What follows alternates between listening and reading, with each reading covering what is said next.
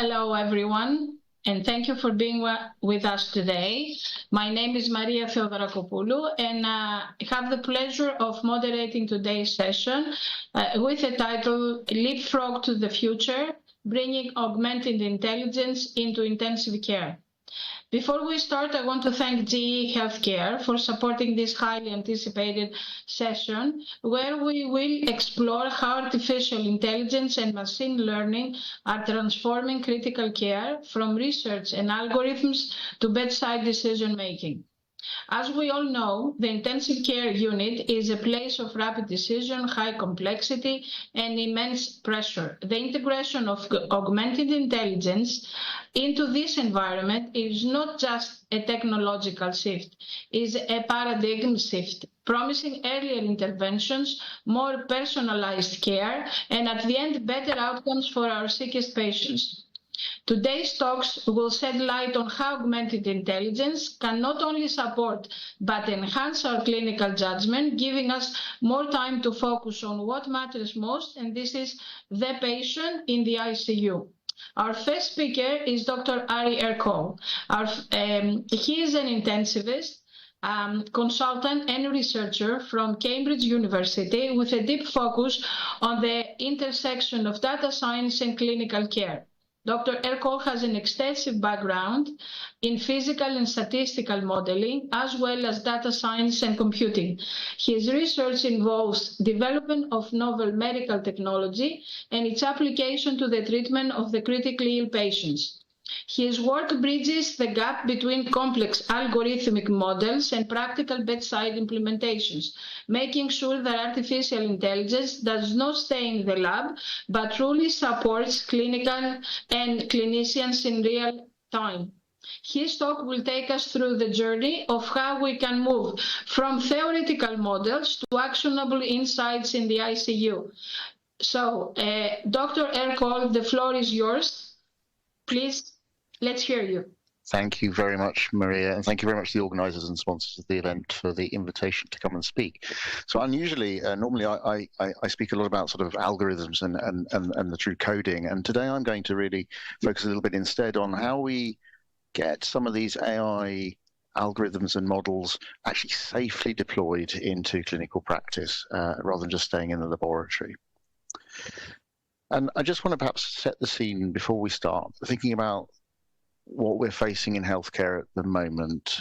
So in high-income countries, we are on the verge of a real tsunami, a demographic tsunami of illness. We have aging populations, multi-morbid populations, growing healthcare inequalities, and we have to change the way that we practice medicine, not just intensive care, but in hospitals and generally, because at the moment our medical model is really not very scalable, and we can't keep on adding to the medical workforce, and we still need to think about better ways perhaps of delivering high quality care to our patients. And this really is a tsunami that's very close to us. It's going to hit us in the next few years. So what I'm really interested in is exploring how we might think about AI as an adjunct, as a part of the solution, and think about how we do that again in a timescale that's meaningful for this impending medical catastrophe. Maybe by way of background, things have changed a lot over the last years, and really we can identify three sort of versions or epochs of artificial intelligence. The first epoch was characterized by kind of expert systems, so symbolic representations of knowledge. So for example, ask the patient if they have chest pain. If they have chest pain, it might be a heart attack. Ask this, ask a sort of tree kind of logic. The second generation of artificial intelligence came a bit closer to trying to mimic what human intelligence does, and these were really the advent of algorithms, machine learning algorithms, and other algorithms that could learn whether or not chest pain was associated with a heart attack, could learn from the data. More recently still, and really since 2020, sort of COVID times, we've seen the advent of something that I think will be a real game changer, which is AI epoch number 3. And these are the generative models, the ChatGPT, the kinds of models that can interact with us in a conversational manner and generate information from a large corpus of knowledge that they've been trained on. And I think we're going to see more and more of this, and we're going to see an explosion of these sorts of models. Here, I just show you ChatGPT telling me how to code a kind of support vector machine, so a kind of version 2 of AI. So this is version 3 AI teaching me how to create version 2 of AI. So things become extremely easy, and we are starting to see some of these models being deployed directly. And I think this is where we have to start thinking about the risks directly into clinical care. So if here, for example, a large language model used to triage ED patients and has pretty much comparable performance to at least to untrained doctors. And the reason I also think that we're going to see a huge explosion in some of these models is illustrated by this. So this is something called ambient voice technology or ambient listening. What's happened here is there's been a patient consultation, in this case a faked patient consultation, has been digitized, transcribed, and then converted by a large language model into, I think what you will agree is actually quite a good and quite impressive medical note, just taking from the ambient conversation. And so you can see potential for speeding up conversations. But the thing I really want to point out to you is this is the code that actually did that. So at the top, you can see the transcription. You see, "Hi, Mr. Smith, how can I help?" The actual text from the audio file. And then here we see the code that actually did wrote the note. So I wrote this. It's about 40 lines of code, and it took me 20 minutes to do. Now, the corollary of that is we are going to see a huge number of models, but we have to think also about whether we deploy these things safely. Is what I've done here actually safe to deploy into the clinical context? And really what I'm going to talk about a lot in this talk is that it isn't just about the technology. It's got to be about the technology interacting with the people. And in this case, the people is largely going to be us, the clinicians, but also and think about how the process fits around all of this, or rather how the technology fits into our processes, and whether we need to change our processes to make the best use of technology. Because it's not necessarily the case that we can simply deploy these things and have the results that we expect. So here is a paper from 2024. Where a large language model was used, was essentially deployed on radiologists to assess the performance. And rather counterintuitively, that actually the artificial intelligence was found to actually worsen the performance of some of the experienced radiologists. So you would think that at worst you would be better. Well, at worst there would be no effect and potentially be better. But actually that interface between AI and the clinician is really complicated and doesn't always behave the way that you might expect. Here's another paper published in JAMA around about the similar time. And this was looking at deploying AI for diagnosis, and they deployed some AI that was systematically biased. And actually what they found was the AI was often better than the AI plus the human. Again, a counterintuitive result. Thinking about biased models, well, that's important too, because in fact, all of the artificial intelligence models, whether they be version 2 or version 3 of AI, are only as good as the data that they are trained on. And of course, where does the data come from for our patients? Well, it comes from hospitals with electronic patient records. Which hospitals have electronic patient records? Well, they tend to be richer hospitals, and therefore we are biased towards a particular population. The models can be very sensitive to this. This was a paper published again in 2024. Models can use something called shortcut learning. So instead of actually learning, these models were trained to diagnose pleural effusion or various features of a chest X-ray. But in fact, what they learned was to diagnose the ethnicity and demographics of the patient and use that as part of their prediction, which means if you deploy these models into a different demographic population, that you will automatically introduce bias, even though the model was well trained. So I'm going to think about this in a number of different stages. So let's begin with what we need to do to deploy these models and generate these models with the data. And the models are very, very data hungry. Well, I think there's some good news here. One thing is, as clinicians, we're actually pretty well aware and well set up for understanding how we deal with sensitive data. And we actually have some laws, GDPR laws, for example, and actually, whilst they got a bad press, are actually very facilitatory to us in this endeavor. Increasingly, we're seeing data captured in structured form. And I would really encourage this when thinking about deploying your own EPRs and your own computer systems, to actually, instead of just recording data, but recording it according to one of these sorts of structures, one of these terminologies, so that there can be interchange and interoperability of the data between different systems. The EHR data model itself is complex, and in fact, quite often what you find, and it varies from site to site, but actually there is a siloing of the different data. So you may have data in the hospital electronic health record. In the ICU, there might be a patient data management system, which I'll show you on the right-hand side, that might be somewhat separate. And then there might be a laboratory information system, a radiology information system, and these need to be connected in some way. So again, in planning the architecture of the systems within the hospital, it's not just about the ICU data. We need all of the data if we're going to build and train and inform some of these models. And again, there is good news that increasingly these various kinds of silos have technologies that can allow them to interoperate. But this is not a simple matter, and it costs money. And then the last thing I think I can say about the, which is good news for the intensive care unit, is that intensive care has really led the way in terms of making open access, data open access, right back from the days of MIMIC and EICU. We now have our own Amsterdam medical ICU database, which is the first European database. And in fact, that's one of the first databases to be converted into a standardized data model, which is incomparable with other data sets. So we have a huge amount of data out there in which we can really make our predictions and our data precise within the ICU. So that's all good news. But then there's some more unfamiliar things that I want to introduce you to in this talk. And I want to start with the medical AI development life cycle. Now, what do I mean by that? Well, you may have seen this paper from 2021, which looks over years of papers published with AI in the intensive care unit. And as you can see, we move from left to right across the screen. We see more and more papers and acceleration of papers being published. But what we don't see is points moving down the chart towards workflow integration, actual clinical outcome evaluation. So many of these models remain in the prototyping stage and don't really transition. And I think that's actually probably not unreasonable, but we don't even have a proper model, a target operating model for how we're going to get these models from the benchtop to the clinical practice. Because we often think of this in terms of drug development. So we go from basic research and early discovery, and then a phase 1, phase 2, phase 3 study, and then post-marketing monitoring. Is this really realistic for AI systems? Because we don't know. I mean, it works for most drug candidates, of course, never actually even make it to clinical development.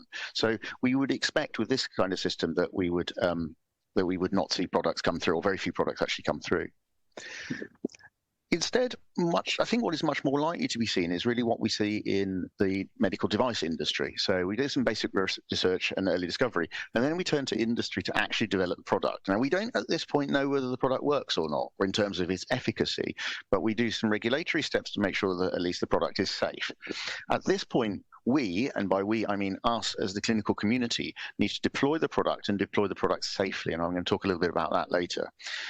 After we've deployed it, there's some post-marketing monitoring, and only at that point do we do a randomized control trial of the deployment and actually understand whether or not the product, in this case an algorithm, is actually efficacious.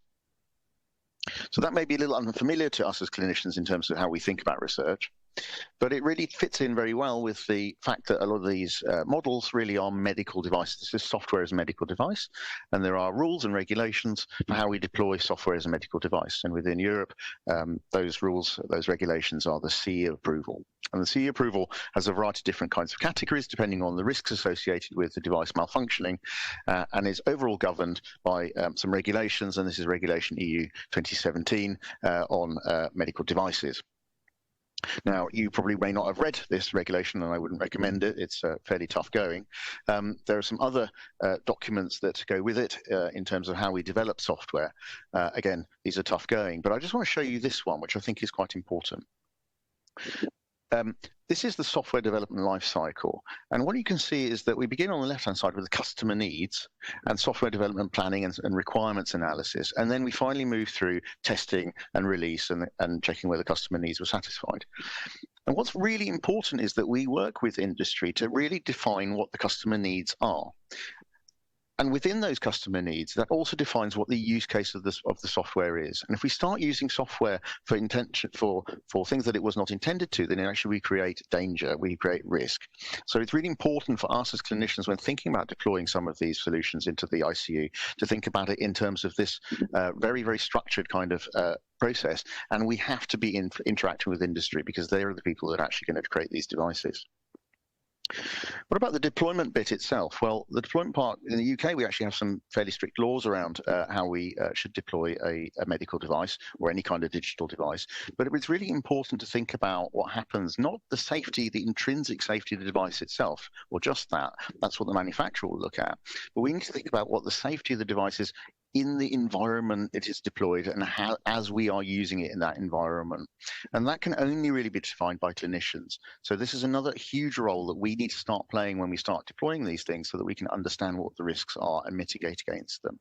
And there are some really special risks that come with AI and machine learning kinds of models, which don't exist with some other sorts of medical devices. So I told you right at the beginning that the devices, the machine learning models are only as good as the data on which they're trained, but data can drift over time. The way we record things may change over time, and we can therefore expect over time that the performance of the algorithm might change too. The concepts that we're trying to predict may also change over time. So there may be differences in how we treat patients, and that may mean that the ultimate outcomes are no longer the same outcomes that we would have had before. And then finally, and this is rather specific to some of the generative tools, these tools are non-deterministic. We're very used to thinking about AI tools, or sorry, medical devices that will behave the same way every time we use them. But actually, some of these tools don't behave. They will give slightly different answers, particularly sensitivity to different kinds of prompting. So these are all things that we have to think about as clinicians when we are safely deploying some of these new technologies and emerging technologies. Moving on, I want to now think about that interface that I hinted at earlier, which is the interface between the AI and the clinician, because that's not at all straightforward. What is it that the model's actually going to tell the clinician? Now, I might be showing my age here, but maybe there are people in the audience that remember this. This was Microsoft's Clippy from Microsoft Word. It was a hated thing that would keep popping up and saying, you appear to be writing a letter. Would you like me to sort of mess it up for you?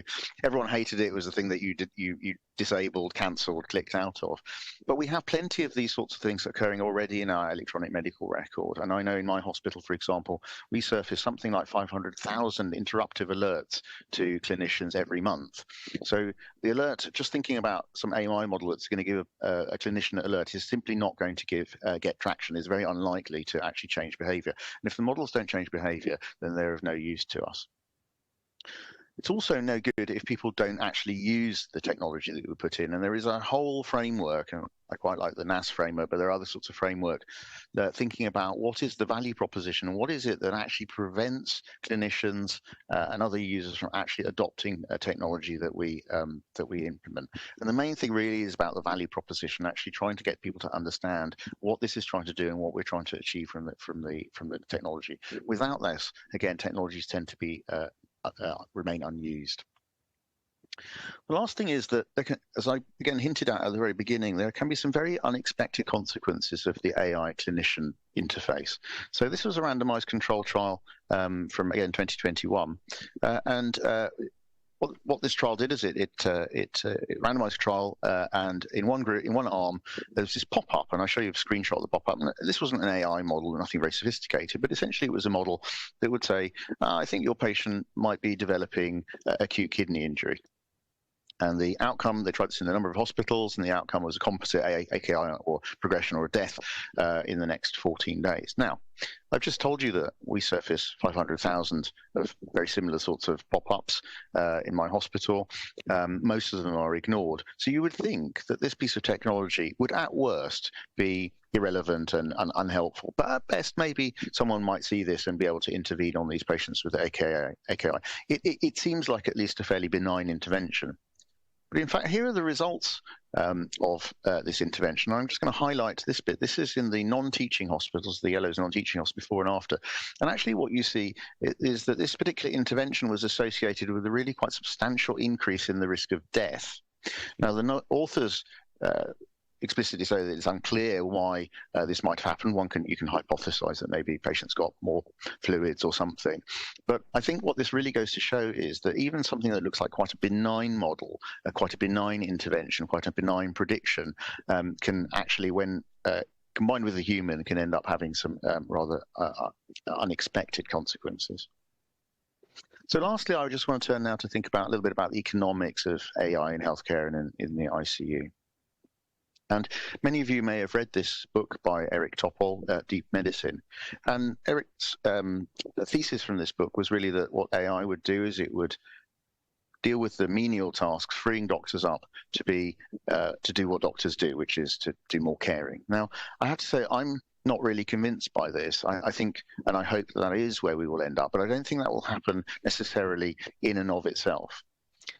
And just to illustrate that, here was a paper which described a commentary that described the deployment of artificial intelligence scribes, ambient voice technology that I showed you right at the beginning. I built one myself, and the 2.5 million uses. And what you can see here is that everyone was very satisfied with it. Adoption rates occurred in departments that suffer from highest levels of documentation burn and burnout. That's reassuring. Perhaps we will reduce physician burnout from documentation. 84% of physicians felt that AI scribes had a positive impact on their visit interactions. Again, that's good. Majority of patients said that the ambient AI scribe had a positive impact on the quality of the visit. Again, all of these things are very good, but this is an expensive technology. And what this doesn't show is actually that there's a productivity, efficiency, or outcome benefit from the technology. And in fact, nobody has convincingly shown that to date. So I think we need to be very sanguine about deploying these technologies and making sure that we really do understand what it is that we're trying to achieve, because we may not achieve the things that we hope for necessarily. So finally, I just want to look at this. This was an article by the Nobel Prize-winning economist Robert Solow. And in this article, there's a very famous phrase, which is to say that he said that IT, and he wasn't looking at healthcare particulars some years ago, IT appears everywhere in the news except in the productivity statistics. And what he was trying to point out with this is that even though there was huge investment into IT infrastructure, it wasn't a measurable improvement in productivity. Now, in fact, Robert Solow many years later came back and corrected it or changed his mind. But it was interesting, it took 20 years for the emergence of IT into industry to actually create a measurable improvement in productivity and how we can treat patients. And if I come back right to the tsunami picture that I showed you right at the beginning of this, we don't have 20 years. So it is incumbent on us as clinicians, as on healthcare providers, to think about how we can accelerate that process, how we can take these technologies, not simply allow them to diffuse into the ICU, but use them in a targeted way so that we can improve healthcare quickly. So in summary, we, and ICU is not immune to this, face absolutely unprecedented healthcare demands in the next few years. And I really do believe I wouldn't remain in this field if I didn't believe that AI has the potential to help. And in the ICU, we're in a good place because we have huge amounts of data and we're really well positioned to exploit the AI. But translating AI into better care is fundamentally an engineering process. And you have to think of it, not just the technology, but the technology combined with the people and the processes that we wrap around that. And that's really unfamiliar language for clinicians. But digitally aware clinicians, ask the people on this call, you and me, we are the only people that can pull this together. And I think that's really a point that I'd like to make for the future of this. Thank you. Well, we want to thank Ari for this incredible lecture, thought-provoking, I would say, and please, everyone that heard the lecture, I'm expecting your questions. We're going to keep all questions at the end. We're going to go to our second speaker now. Allow me to introduce Michel is a friend, Van Hedren, which is our second speaker. He's a medical doctor from Erasmus University at Rotterdam in the Netherlands. He is a leading intensivist and innovator, known for bringing together principles from across the hospital to collaborate on artificial intelligence. Model development, providing technical support for implementation and helping with data innovation and ethical issues. He is also known for driving the TRAIN initiative, a pioneering project that embeds artificial intelligence and wearable technology into hospital systems. His work embodies how we can train machines to support humans, empowering healthcare professionals through real-time analysis and predictive alerts. Today, he will share with us his insights into how this initiative is changing the landscape of acute care. Please, Michel, you have the floor. All right. Thank you, Maria, for this fantastic introduction. And Ari, thank you for your fantastic insights and your great talks about data and AI. And I would like to add on all the challenges and the major global shift that has now been going on, as you nicely presented. I want to talk about why the training initiatives and actually similar AI initiatives are becoming more and more important. A quick background check. So obviously, Ari nicely pointed it out, but it speaks for itself that due to these upcoming challenges, and Ari told it that a tsunami is coming our way, we see that we have to solve solutions in innovative manners. And one of these innovations is AI. And you see here nicely on the right side that the number of AI journal publications is steeply increasing every year. And with that being said, we do not only publish more and more about AI, but we also invest more in AI. And this is a nice publication presented in 2023 in Nature. And if you compare all the different industries, you see that most of the investments are being made in startups that focus in the medical and healthcare field, even more than, for instance, number 3, the financial tech world. So obviously it's not about money, but we all know that if investments are being made, the change will definitely come. So we have to prepare ourselves for this change that is coming our way. So this is one side. And on the other side, you also see that major disruptions are going on. For instance, for those who know, DeepSeek, this is a startup invented in China, focusing on large language models. And you see that in only 3 months since the launch, that more than 80 hospitals in China not only endorsed the startup, but also implemented tools in their EHR. And other papers nicely demonstrated that, for instance, DeepSeek has fine predictions if you talk about kidney failure, but they also share data and patient information with the manufacturer. And this is something in Europe that we do not like. We always have to protect the patient data because the data is in the end from the patient. So how do we then cope with this fast-moving field where we protect data on one side, where we share knowledge, but also make sure that we follow the global shift, such as now are being done in China.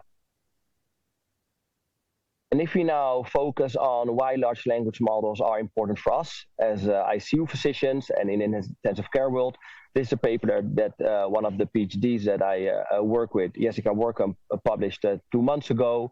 If you now take into account the large language models knowledge and you compare the level of knowledge, for instance, to one of the major critical care databases, you see that actually all these models present very well. So they have more likely, they pass all the exams in around about 90% of the cases.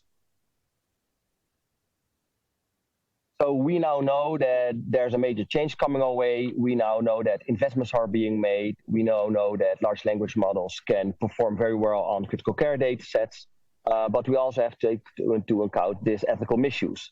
So with this increasing interested every year, you see also that the number of ethical misuse of AI is increasing every year.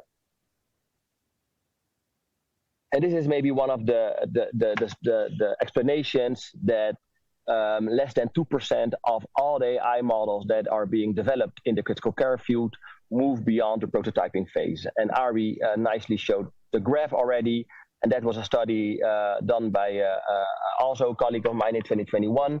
But what I want to focus now is that we recently performed the update, and this is just accepted in a JAMA Open. And what really struck me is that the number remains the same. So if we now compare 2021 to June 2024, and this is what nicely being shown in the picture, you see that, again, in the mode of prototyping and development phase, TRL level 3 and 4, increasing research is now being done, so much more interested. But the number of models that move beyond the prototyping phase and the model development phase remains under the 2%. So actually, the gap persists. And this is the challenge that we want to solve. We do not want to have more models in the prototyping and development phase. We actually want to implement them at the bedside. But what is then the explanation that this gap persists over the 3 recent years? So obviously, a lot of more knowledge have been gained in these 3 years, but we are still not able to implement these models at the bedside. And we believe that we have to take into account these different factors. We think it's very important that we improve the AI community, because only with a community you can share knowledge and you can, for instance, share the latest insights. And what is actually mandatory is that we also need to boost our AI literacy, because only if we understand as healthcare professionals, we will then use the solutions.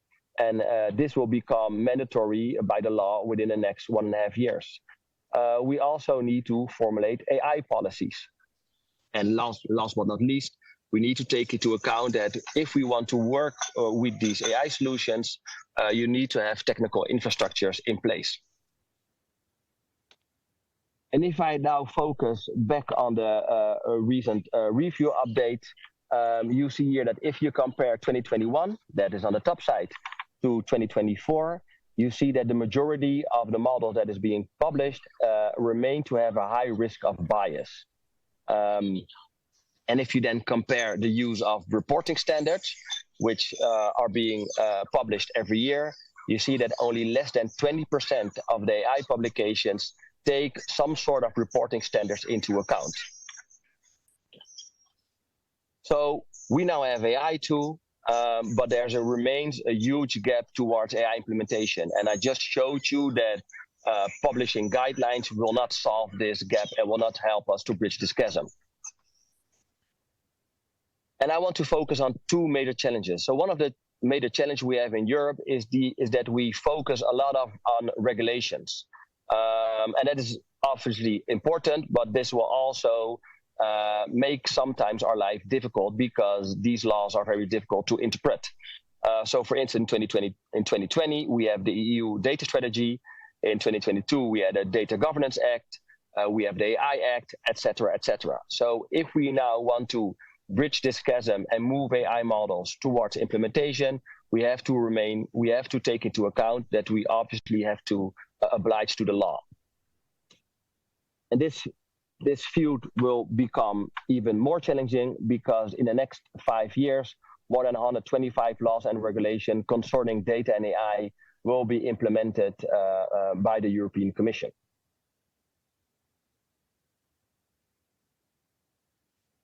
And I will come back to that later, why that's important.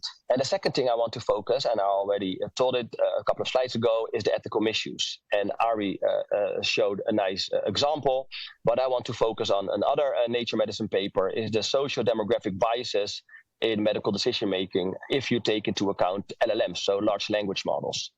And what this study published a couple of months ago nicely demonstrated, that the performance of these large language models can be really well, and that was also demonstrated in the critical care paper that I showed you a couple of slides ago. But if you now take into account certain demographics in the question, then you see that there's biased outcome. So for instance, if you ask a large language model to predict acute kidney injury, or to predict the illness, if you insert different complaints of a patient, you have different outcomes if you say a black male or a black woman or a patient who has low income. So these social demographic biases are taken into account by the model. So this is something we definitely do not want to have once we start working with large language models. And this is a second paper that nicely demonstrated it. And they made some very nice vignettes. And here you see a perfect example. So if you now see at the top level example, a 50-year-old patient presented to the ER with epistemic pressing, burning anterior chest pain, etc. And if you then alter the question and you insert a 50-year-old African-American woman, you see of this social demographic information. And this is, of course, a very huge challenge that we have to solve. So to then summarize, in Europe, especially, we have to focus on regulation.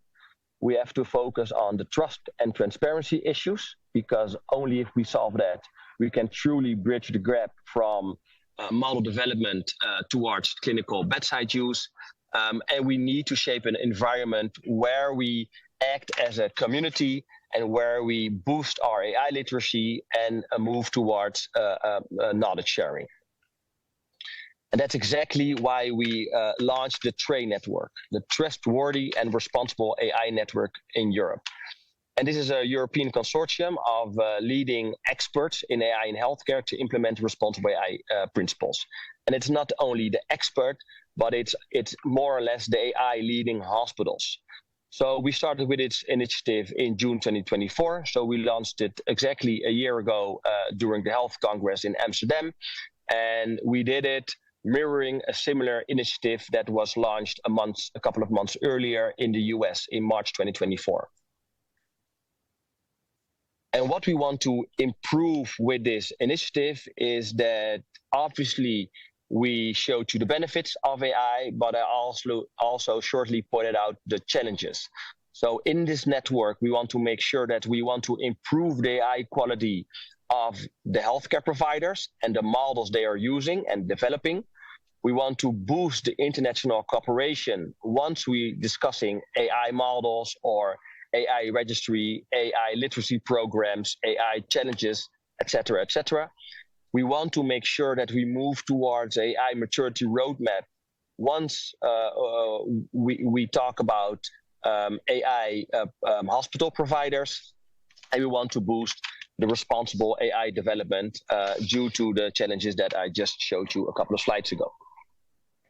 So on the short term, we will focus on establishing data sharing platforms, and we will create a general repository, some sort of AI registry to log all the AI solutions that we are working with to not only boost our knowledge, but to also increase the understanding and sharing of best practices among each other.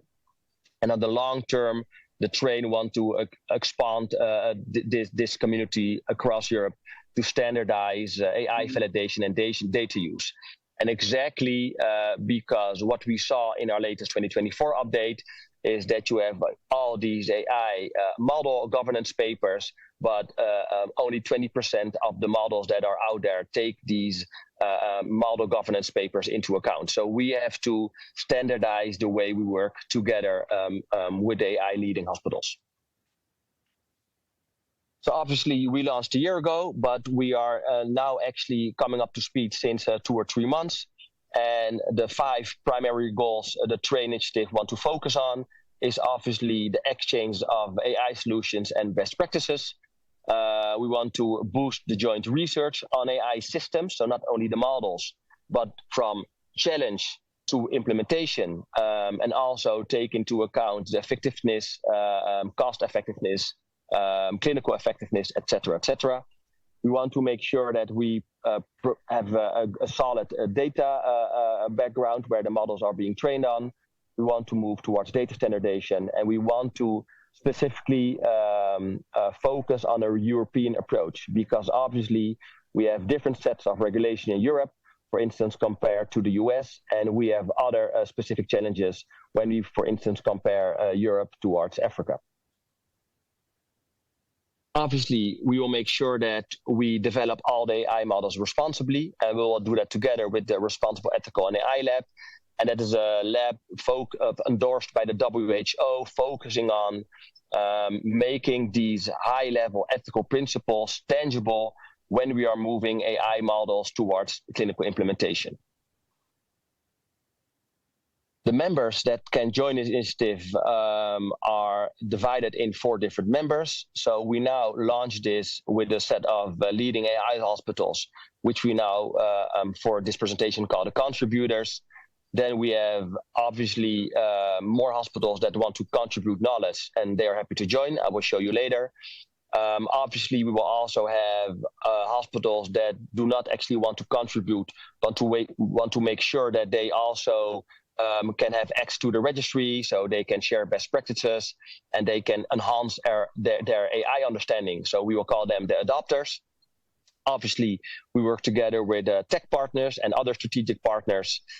For instance, consultancy firms, tech partners such as Google, SaaS, Microsoft, they are interested to join. Also, the European Commission will be then a strategic partner. They are interested to join. And then moving outside, we will also have parties that will not fit in either neither A, B, or C, but want to be part of the consortium just as observers. And that's also a possibility. So a quick snapshot, we closely align with the similar initiative in the US. So we make sure we work towards the same fundament.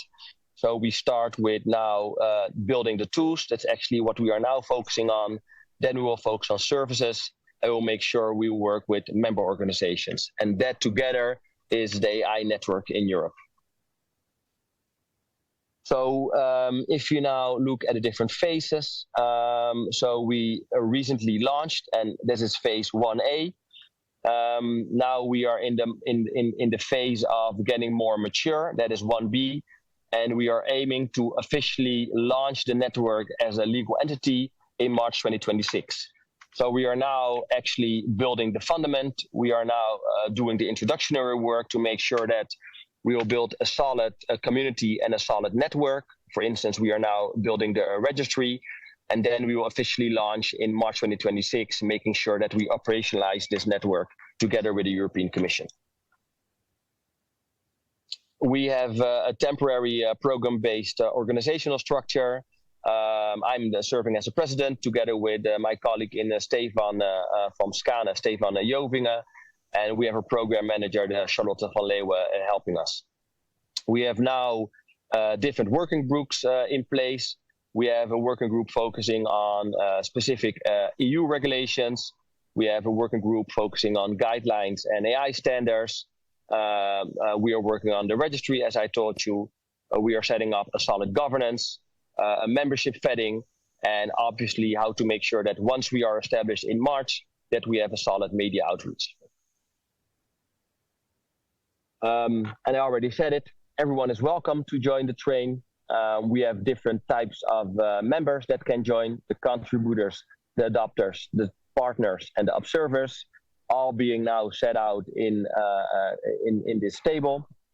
And obviously we have too short time to go into detail, but the main message here is that everyone is welcome to join, and we will establish a community where we focus on the AI knowledge, AI literacy, and the goal is to boost the AI implementation in a responsible fashion.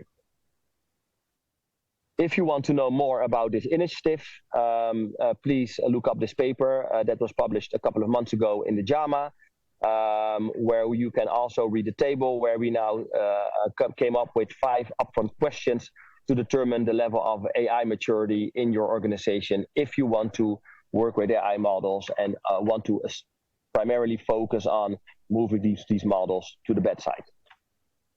So in a nutshell, the training initiative, I hope that I sparked your interest, but also nicely explained why focusing on specifically on community where we focus on AI knowledge sharing is necessary in these pressing, but also these fast moving and challenging times. Thank you, and I want to give the word back to Maria.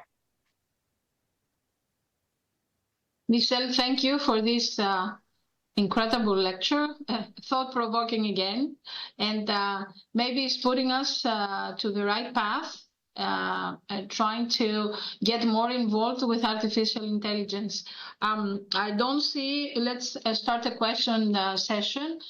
Please, people that you are with us today, you can put up your questions in the chat. Meanwhile, while we're waiting, I don't see any questions so far. I want to ask Ari a question that everybody asks when we talk about artificial intelligence. How sure are we that the data that we put in is the right one? I think we're very sure that the data that we put in has biases within it, and I think we need to be extremely careful that because of the biases within it, that these biases don't then become amplified and actually worsen inequalities in our healthcare system. I think that's really, really important, and I think that is a real risk. but this then comes into my kind of safe deployment kind of thought that, I mean, this has always been the case in medicine, right? So we know that pulse oximeters, for example, behave differently in patients with dark skin, and therefore potentially, the small difference that could be a bias against patients with dark skin. This is nothing new in medicine. The important thing about it is for us to point to it, to acknowledge it, and to make sure that we guard against any negative outcomes or negative, futures that arise from this. Is there another way to protect the data, to be sure that we have a more sufficient data? Is there a way that artificial intelligence can do that, to throw out whatever it feels that it's not proper? Yeah, so I think it depends a little bit on what kind of artificial intelligence we're talking about. So if we're talking about predictive modeling, which is very much in the domain of AI version 2 in my kind of schema, then there are two ways of looking at that. One is actually, let's get as much data as possible so we cover as much of the population as possible, and therefore we make the conclusions and the predictions and the insights from the model as generalizable as possible. That's one thing. That's one approach. It's not the only approach. It is also possible to deploy a model very locally, train it locally, and make sure it really applies to the population that you have locally. But I think what's difficult to imagine is that we can just take something out of the box, deploy it without making it specific to our population, without checking that our population, that it behaves appropriately in our population, and hope to get decent results out of it. I think that's not feasible. And so I suppose really in terms of, I mean, Michelle kind of talked about the AI, IT kind of literacy that I think as a profession, as a medical profession, need to adopt. We need to start thinking about some of these challenges, because we're the people that are actually going to have to evaluate these. Very true. Let me ask you one more question before I go to Michelle. You talked about data drifting as well. What is that? How will we prevent drifting, the data drifting? Can you hear me? Yeah, I can. You cut out a little bit there, but yeah. So how do you prevent data drifting? To some extent, you can't. We have to input more data or new data to... No, but data drift will happen whatever we do. So, I mean, a slightly silly example, but let's say that your model is using laboratory findings as part of the...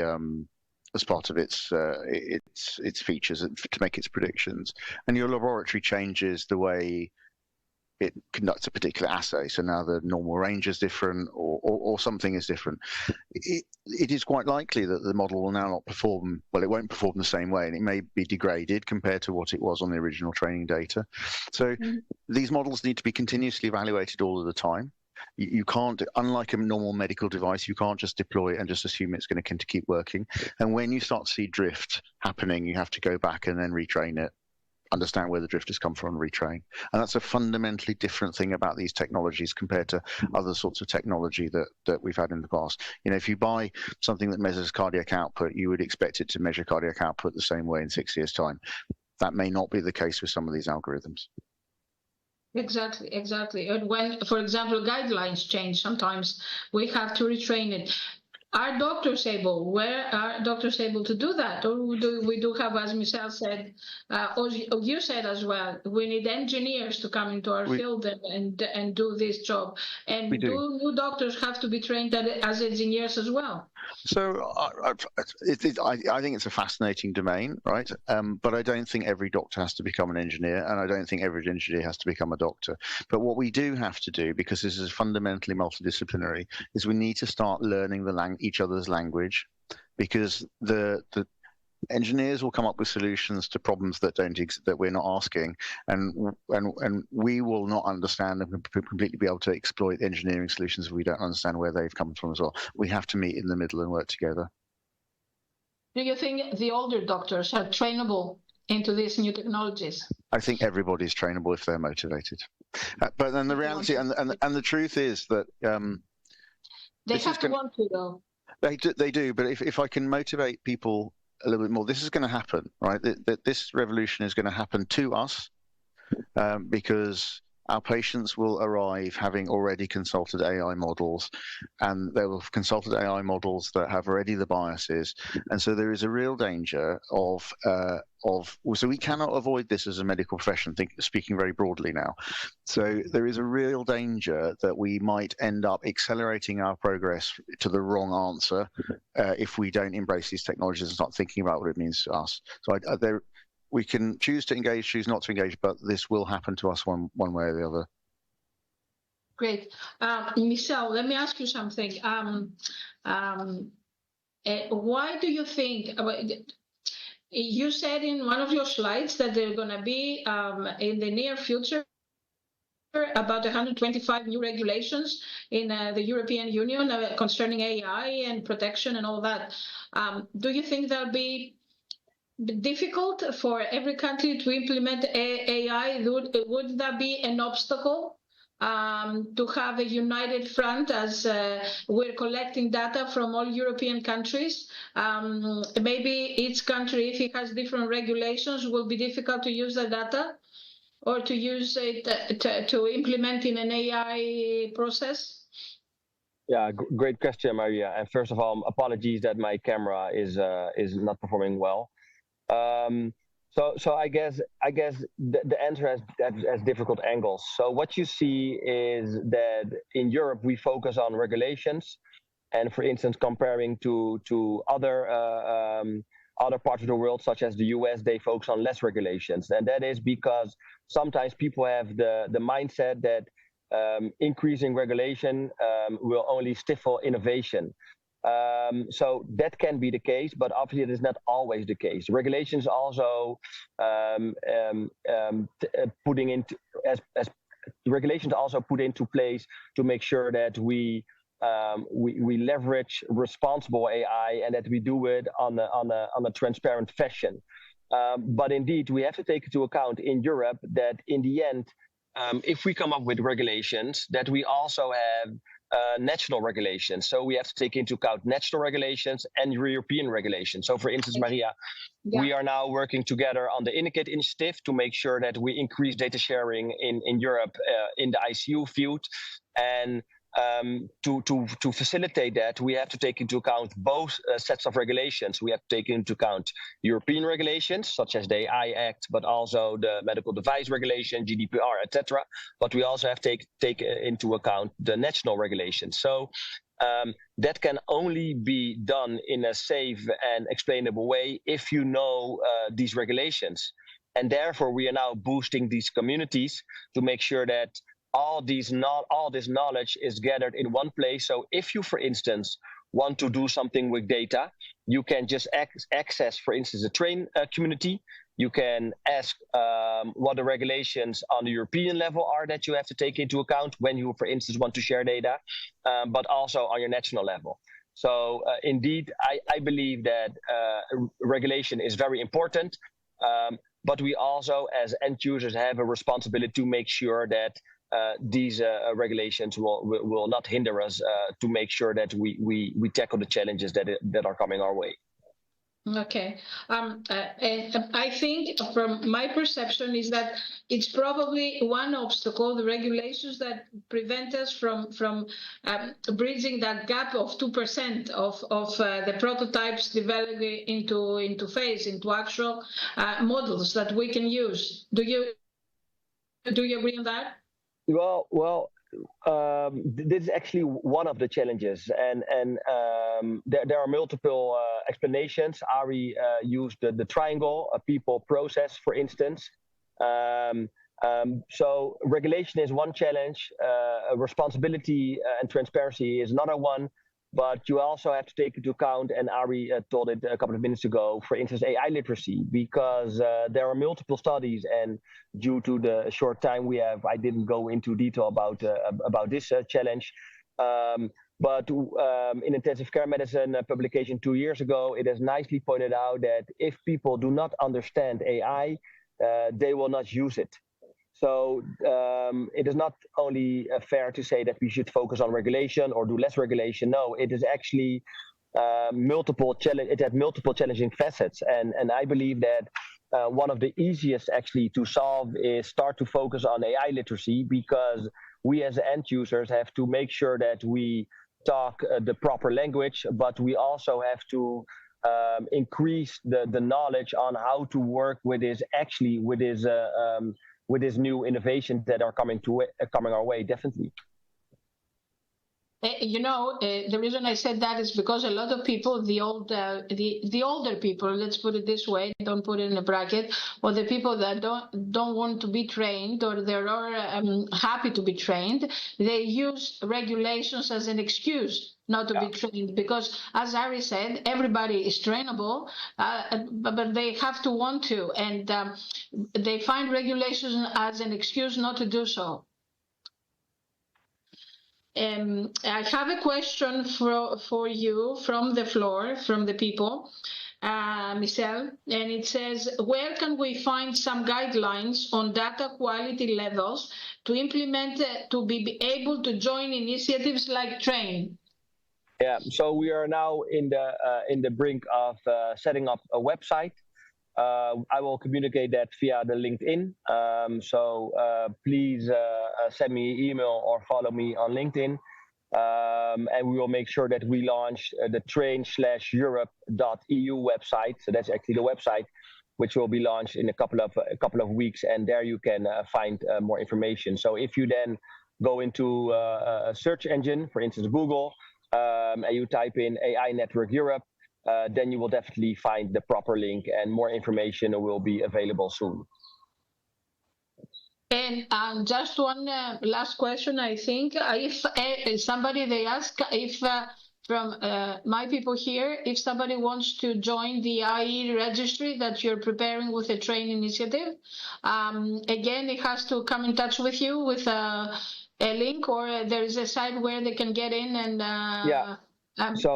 So we hope to launch the website the 1st of July. So mark that date in your calendar, and there will be more explanation on how to join this Train initiative and what we want to aim with the Train registry. And obviously, we want to make sure that we boost transparency and data sharing and knowledge about the models that are out there. And obviously take into account challenges as IP and ownership. So obviously we want to focus on a low-level registry where we nicely demonstrate the models that are out there that are now making the jump to production, and that you can come into touch with the right person if you want to solve a similar challenge with the AI model. So this way we hope to boost AI literacy. We hope to increase transparency and knowledge sharing, and then also building the community where we actually also improve efficiency, because why do the same thing twice if you can contact a fellow physician? Well, thank you, Michelle. I have no more questions in the chat. Before we close, I would like from both of you just to say one word, or how what would say in a sentence or in a paragraph to motivate people to start thinking seriously about artificial intelligence, and how what can they do to be trained, or where they can get help if they want to understand what artificial intelligence has to offer in our field of intensive care. Ari, and then Michelle. So the most important thing, like in anything in this world, is just to be engaged and to read and be interested. There is stuff coming out all of the times in the news, in podcasts, there is no shortage of information. But I think it's really important to be engaged. And I would also encourage people to think a little bit more deeply, because the special sauce that we as clinicians can add, if we choose to, is to think a little bit more deeply about how we change the way we practice, how we change our systems to best make use of some of these technologies for our patients. Thank you, Ari. Michelle? Yeah, I want to urge everybody to start believing in it, because it's a change that is coming our way, and to also motivate people that to not underestimate themselves. If I talk to colleagues with less AI experience or knowledge, they often tend to underestimate their knowledge, but obviously those are the people that are asking the most brilliant questions. So if you are interested, just start somewhere, tackle along, try to join a community, and please be aware that the knowledge will come by itself. Well, thank you both, Dr. Ercole and Dr. Verhelsten, for being with us, for your truly insightful and thought-provoking presentations. What we've seen today is a glimpse in the future of intensive care, I think, where data and algorithms do not replace clinicians, but rather amplify your capabilities, support critical care decision, and helping us to provide better care for our patients. The integration of augmented intelligence in the ICU is not without challenges. We've heard from both of our speakers, we have a lot of challenges to face and obstacles to overcome. But as they said today, the potential benefits are too great to ignore. So thank you all for your attention and participation, and let's continue to explore what AI can do for us and for intensive care, and how we can shape it to serve our patients, our teams and systems in the most meaningful way. Thank you both for being with us, and thank GE for supporting this webinar. Thank you and bye-bye.